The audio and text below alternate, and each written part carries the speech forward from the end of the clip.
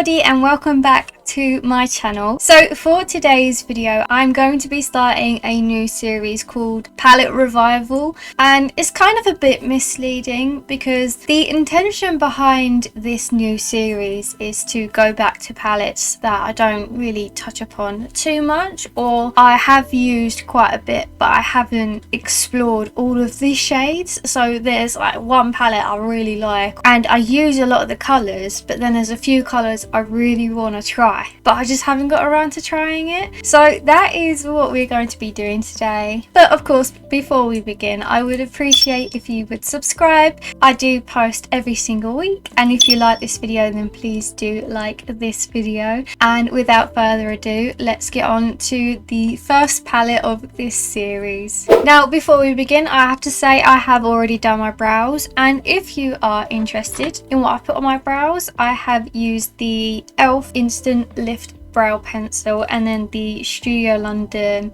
It's a bit dirty, I've used it to actual filth, but the Studio London lash and brow gel today. And another little disclaimer, I am going to be focusing purely on the palette, but also I'm not going to be doing any face products today to go along with my look. For some reason my skin is just, it's not doing well this week, and this is kind of the best it's looked, which is, I mean, it's not too bad, but I've been coming up in like red flakes and it's been really itchy and sore, and I think it may be a new moisturizer I've used, but then it also has dropped in temperatures, like it's starting to get to minuses, so I'm trying to see what it is at the moment, but for now I don't want to irritate it anymore by putting anything on it, so it's just strictly eyes. Enough with the rambling, I'm going to reveal today's palette, and that is this palette. This is the Priyanka and Max Factor palette. I did search it up because I didn't buy this personally. This was gifted to me by Superdrug in PR. I received like the whole Priyanka and Max Factor collection, and this is $14.99, which I think is a bit wow.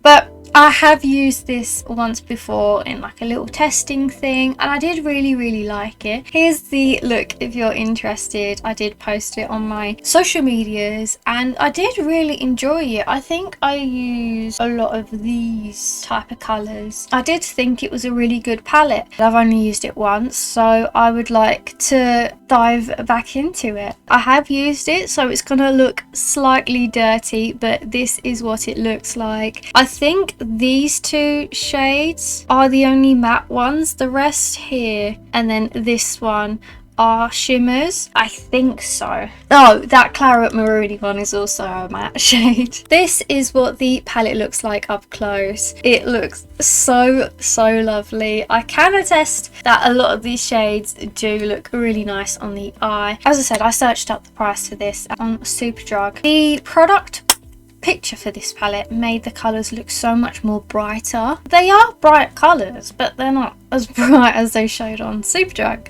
We are going to be diving into this today. I have no plan as to what's going on, so as always we're just going to be winging it. I may not even like the outcome of this. You know, as I always say, makeup is here to play with. Of course, before we put anything on our eyes, we do need to prime them, and I'm going to be going in with the Studio London eyeshadow base. This is in the shade, maybe it's Colour Icon. I'm never really sure with these ones. I know I do have a gold one, and that one has a shade name, and I'm not sure of this. I don't know, it's the nudie pinky one. But just putting a dollop of that on my eyes. I only need the tiniest amount. Eyes are primed, and let's jump straight into the palette. There's so many ideas of how I can go about with this palette. I've just everything. I want to use as much as I can, but I just keep clumping a couple together and I've no idea. I think I got it. So I'm gonna go in with this burnt orange shade first, and then we'll go from there. And if I remember, this palette is quite pigmented, so you don't need too much. But obviously I tested this a while ago, so I'm not completely sure anymore. Can you see that? I think that's a vein. I really don't know what's going on with my skin at the moment. But yes, gentle circular motions. I think I'm going to stick with the tippity top of my eye for the moment.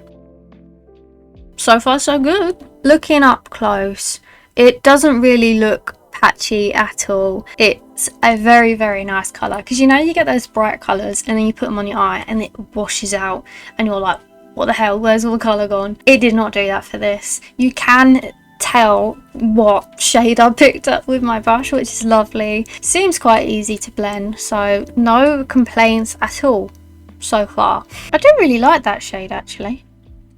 I think you can really see where the £15 basically price point comes in, because you can really tell this is a good quality shadow. But as I said, I'm not going to speak too soon yet. So far, that's been a really, really good shade. I think I'm going to deepen it up with this maroony shade. I'm still not good with colours. Yeah, just go around the inner parts of my eye just to deepen the transition shade. This is just how I try to do my makeup right now. My Elizabeth, I think that's the queen. Isn't it the queen who had a obsidian slab as a mirror? I don't know. I did pick up just a teeny tiny bit of this colour. It did the job well. I am very, very, very impressed. I don't know why I've used this once and never gone back to it. I suppose there's always a lot coming out with makeup, and yeah, I don't know, why did I do that? I found a little bit with the first burnt orange shade, but a lot with the maroony shade. There's a lot of kickback from the palette. I'm not sure if you can see it very well at the bottom. That is not texture, that is just fallout from my brush, which can be a bit annoying, but that's not particularly something I get really fussed about. I think I will put some on the corner bits of my eyes as well. Maybe I'll do like a halo. I'm going to try and use as much colours as I can, but I'm not going to use the shades as a focal point from the ones I've already used before. So I'm not going to focus on the blue, not so much on the same colours. With that colour down, the burnt orange has disappeared a little bit. I'm picking up a little bit more on the brush and just going back in and making sure the maroony colour was fully blended out. It is definitely coming back, that shade. I do have a lot of problems sometimes with certain palettes where you're trying to build up colours, or you're trying to add a colour nearby or on top, and it either meshes into one colour, or there's a certain shade where you just can't see the pigment, and I'm not having much trouble with that at the moment. I've got a bit of fallout on my eye there, so I just swapped that away and it came off. Hooray! We are going to go in with the shimmery shades now, and I think I'm going to get my sprays so I can spray my brush. It's probably not the right spray at all, but I'm just going to use it because I have it. This is the Revolution spray, the chocolate cherry one, and I'm going to spray a little bit on my brush after I've got the product on it, because that's what everyone does to get the full pigment. The other best way to do it is with your finger, but I don't like feeling things on my finger because, you know, I have a lot of issues. I don't like things touching me, so brush it is. I'm going to attempt to use all three of these shimmery shades here. So like the peachy one, I'd say it's almost rose gold, and then the actual gold one.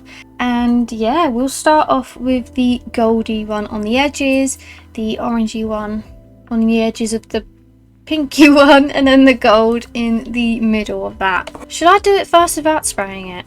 We've got to do a true test, don't we? You know what? That's actually not bad. I may not need to spray it. Should I do one eye sprayed and one eye not? I think that's a plan. It is very buildable, I'm finding it. I really don't think you need that spray. I've put one layer on, put another one on, and boom, it's there. There is quite a lot of fallout with this palette. It's all over my palette right now. Okay, now I'm going to try and do the spray. I think that's enough. I don't know. I never really know when people do this. I just copy everyone else. Yeah, I think that definitely made it a lot easier. It's turned it more into a liquid pigment, which is a bit easier to use but harder to blend in a way. Yeah, I put a little bit on with the spray on the other eye.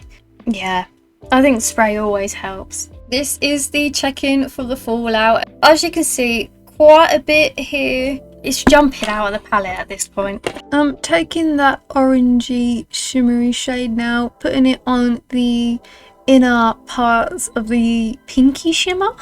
It's like a transition for the gold shade. It is looking really, really nice. They're very good transition shades actually, like with one another. Last but not least, we are going to go in with the gold shade on the center. Gonna try it without the spray first because quite a lot of pigments are different in a palette. I quite like that. Okay, now we're going to try a bit of that spray, see if it really makes the gold stand out. Yep, it's made it look duochromy, like the whole of the shimmers make it looks like I've got duochrome in my eyes. Can you see the shift? Oh, I really like that. I think I'll add a bit more of that orangey shimmer. That may have gotten lost in translation just slightly. This is the main eye look done. I really, really like it. It reminds me of a duochromy texture. I made that. I did that. I'll do the rest of my eyes and then I'll come back to tell you my final thoughts and opinions about this palette.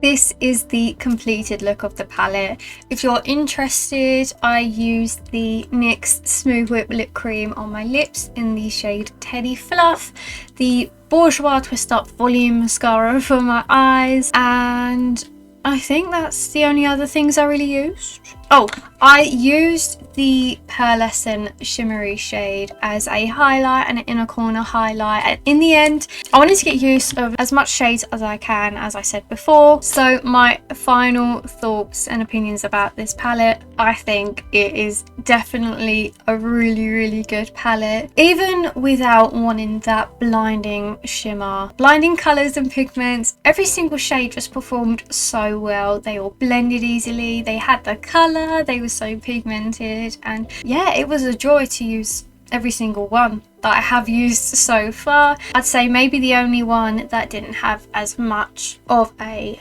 kick would be that Pearl Shimmery highlighty shade, and I don't know if you can see, I've applied it here and it works really well as a brow highlight, not so much as a inner, but then I found that to be the case for quite a lot of shimmery shades. They just don't show up on the inner corner. But I'll do a creepy close-up. You've probably spotted something in that close-up that I've missed. That when I've gone and edited it, I'll be like, oh my god, that's so obvious. Why didn't I see that? But do I think it's worth the money? For 8 shades, I do think £15 is a lot of money, but when I was searching this, they are having a deal at the moment with buy one get second half price. So if you were already going to buy something with a Max Factor product and you were interested in giving this a go, then you could always look out for those sort of deals. I'm not sure if it's going to still be a deal when I post this video, but you do know they do the deals at least. I do think this is definitely a product that you have to give a go if you're interested in it. I know the blue shade performed so well when I used it last. I think it's such a good little palette and nobody knows about it and they're just not talking about it. This is definitely a good one to come back to. So that's everything from me today. I hope you like this video and I will catch you all in the next one.